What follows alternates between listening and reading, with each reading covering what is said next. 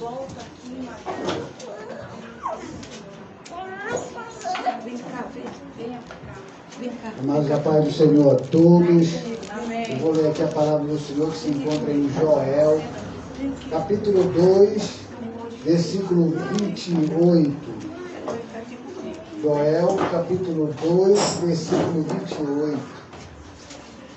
A palavra do Senhor diz, vou olhando aqui enquanto vocês estão procurando aí, Joel, capítulo 2, versículo 28, que diz assim: E acontecerá depois que derramarei o meu espírito sobre toda a carne, vossos filhos e vossas filhas profetizarão, vossos velhos sonharão e vossos jovens terão visões. Louvado seja o santo nome do Senhor. Então, acabamos de ler um texto aqui de uma profecia dita pelo profeta Joel, que era um profeta do Senhor. Era uma pessoa que estava diretamente ligado a Deus. Porque o profeta, ele era um representante de Deus na terra. O profeta ouvia Deus e falava para o povo aquilo que Deus queria que o povo fizesse. Então o profeta era aquele que orientava, era aquele que dizia algo que futuramente poderia acontecer. Então o profeta era aquele que estava numa posição, em comparação àqueles que não tinham o Espírito de Deus, como aquela pessoa que poderia, de certa forma, trazer uma resposta. E isso que acontece em nossos dias. Quando olhamos uma pessoa que é usada por Deus, essas pessoas trazem a nós palavras que tocam o coração. E isso é muito bom, porque são coisas que nós que sabemos. E Deus usa essas pessoas para falar conosco. E quando Deus fala, realmente alguma coisa acontece. Aí o profeta fala sobre: depois destas coisas, derramarei o meu espírito. Essa profecia, ela se cumpre lá no dia do Pentecoste, quando Pedro e com os discípulos do Senhor estavam ali naquele local. O Espírito Santo desceu ali, quase 120 pessoas começaram a falar em línguas, começaram a ser usadas por Deus. Então, aquilo que o profeta Joel havia falado se cumpre lá no dia do Pentecoste. Porque depois destas coisas derramarei o meu espírito. Sabemos que sobre a causa, ela vem antes do fato. E o efeito vem depois do fato. Então quer dizer o quê?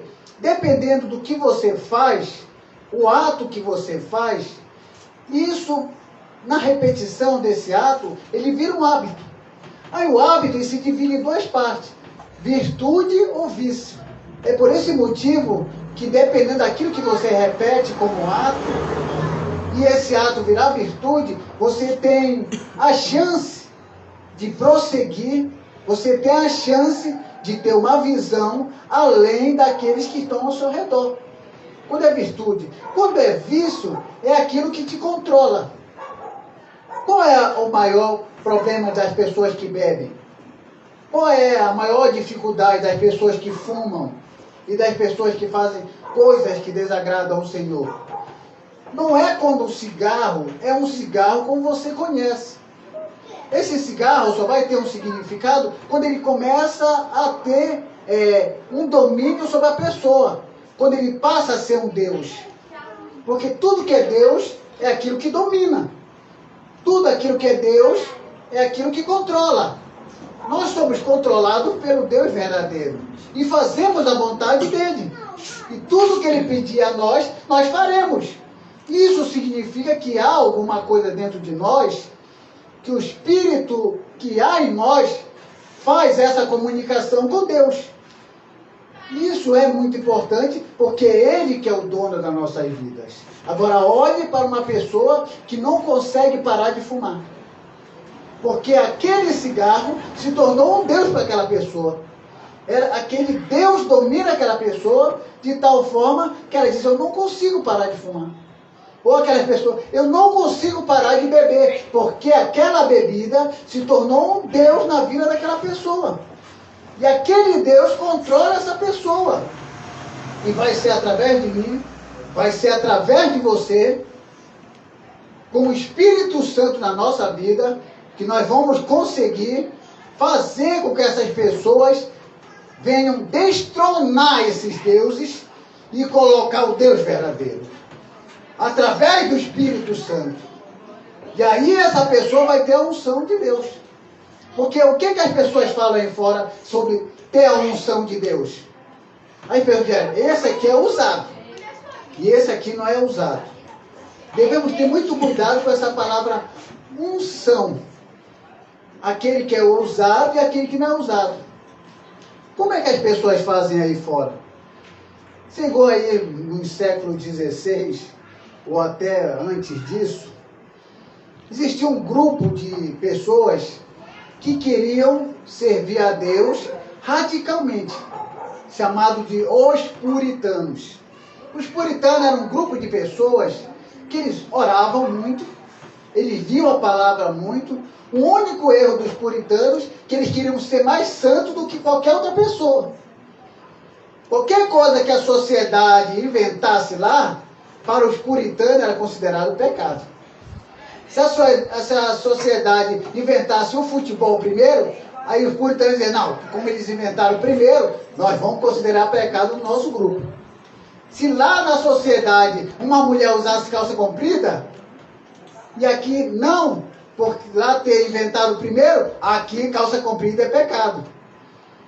Se lá na sociedade alguém inventou colocar um brinco ou um cordão, aqui no meio de nós é pecado. Então isso criou um costume de uma pseudo-santificação, porque eu digo uma coisa para vocês.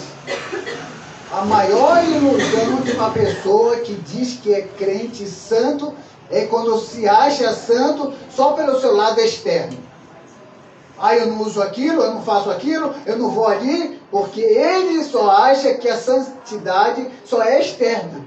Mas o Espírito Santo ele vai além. Dentro da pessoa. Os doutores da lei, no tempo de Jesus Cristo, se vestiam com as melhores roupas e estavam dentro de todo o padrão religioso judaico. E aqueles eram considerados pelo povo como o maior exemplo para a religião naquela época. Aí surge uma pessoa, o Filho de Deus, Jesus Cristo, olhando para todas aquelas pessoas que se colocavam naquele patamar de santidade e disse, sepulcro caiado. Vocês sabem o que é sepulcro caiado? É um sepulcro pintado de cal. Bonitinho, tudo bem feito, bonitinho. Qualquer pessoa que visse admirava, porque estava exatamente dentro do padrão. Mas Jesus ia além. Sepulcro caiado. Por fora está bonitinho, dentro do padrão, mas por dentro está podre. Está podre. É muito mais o que acontece aí fora. A avaliação do que as pessoas fazem, mais usos e costumes, trazendo um valor acima da palavra do Senhor. Uma certa vez eu falando com um rapaz, um pastor melhor falando, e falei para ele, me mostra na Bíblia que tal regra, que tal proibição está na palavra do Senhor, para que assim a pessoa possa ser usado pelo Espírito Santo. Ele falou, não está na palavra do Senhor, mas o fundador do nosso ministério estabeleceu isso. E aí nós podemos perceber que muita gente aí fora, de denominações aí fora, coloca o fundador do seu ministério acima da palavra, coloca acima de Jesus Cristo. E aqui nós queremos ensinar que você pode ser usado pelo Senhor da forma como o seu coração se encontra diante do Senhor. Eu posso olhar para você E através de usos e costumes dizer assim, ó, você não tem a unção do Espírito Santo. Você não tem o Espírito Santo. E aí, dentro desse conceito, as pessoas vão se desviando do que Jesus ensinou. Porque quando Cristo esteve aqui na terra, o que mais ele foi atrás? Das prostitutas, dos pecadores, dos ladrões, de todas aquelas pessoas que eram discriminadas, por quê? Pela sociedade judaica religiosa. Um doutor da lei, ele se achava o máximo. Ele olhava para o pecador, olhava para aquela pessoa que estava lá, que não tinha nem ligação com ele, como aquelas pessoas sendo as piores pessoas do mundo. E hoje é diferente nos nossos dias. Então isso não é unção. O derramamento do Espírito Santo profetizado por Joel não era para trazer uma valorização em cima de costumes onde as pessoas se tornam escravas e oprimidas. Jesus veio para nos dar a liberdade. Conhecereis a verdade e a verdade vos libertará. A verdade vai te libertar de todas essas coisinhas. A liberdade em Cristo vai te libertar de todo esse uso e costume onde as pessoas, a mulher para se sentir uma santa e dentro dos padrões divinos, ela tem que ter uma saia lá no pé, mas a língua desse tamanho. Um pastor dentro do padrão, todo engravatado, todo com paletó, impecável, mas que não tem a força de vontade e não tem a coragem de sequer comprar uma cesta básica para o necessitado, mas tem o prazer de se exibir no seu melhor carro do ano. É por esse motivo que eu digo, para nós fazermos parte desse ministério, igreja primitiva, amor ao próximo, a gente tem que voltar às origens do verdadeiro evangelho e servir a Cristo. Somente a Cristo. Se a palavra disser não faça, nós vamos obedecer a palavra e não vamos fazer. Mas se a palavra não disser nada e um homem inventou algo simplesmente para controle de massa, isso nós vamos deixar de lado. Porque nós sabemos que Cristo nunca ensinou isso. Então nesta noite, se alguém tentar apontar o dedo para você e disser que você não tem o Espírito de Deus por causa de um brinco, por causa de um cordão, por causa de uma calça comprida, mostre na palavra do Senhor onde é que existe base para isso, para que Ele possa te julgar que você não tem o Espírito de Deus, mas você vai provar ao contrário, que você tem o Espírito da palavra, o Espírito Santo, a palavra que nos conduz, a palavra que é manual, para mostrar para aquele que é alienado por uma organização religiosa, por um líder que só quer controlar. Jesus não chamou nós para controlarmos a vida de ninguém. Jesus nos chamou para pregar o Evangelho. Ide por todo mundo e pregai o meu Evangelho a toda criatura. Jesus não mandou, Johnny, ide por todo mundo e manda dizer para aquele jovem, olha, tira o cordão aí do pescoço. Ele não mandou isso. Também Jesus disse, ide por todo mundo e tira aí o brinco da orelha aí. Não pinta mais os lábios, não usa mais calça comprida. Aonde que está escrito isso? Mas eles pegaram isso por causa dos seus fundadores, porque eles já deixaram bem claro para mim. Nós não vamos afastar dos marcos da igreja. Nós não vamos afastar do que os nossos fundadores ensinaram lá, que já morreram e estão aí nessa prisão. E a maioria das pessoas que segue essas regras, que aceita essas regras, não consegue abrir o coração para o Espírito Santo, são pessoas deprimidas, depressivas, porque não conseguem viver a liberdade do verdadeiro Evangelho. Quem tem Cristo na vida, segue o Evangelho da maneira como está na palavra do Senhor. E quando eu falo está na palavra do Senhor, eu não estou falando do Antigo Testamento. O Antigo Testamento, muitas das regras lá, era para judeus. Aquele que a mulher fosse pegar de adultério, era morta, apedrejada. E quem que vai fazer isso? Ninguém no nosso reino vai fazer isso. Mas nós vamos seguir os padrões da nova aliança. o Antigo Testamento é só uma sombra da realidade em Cristo.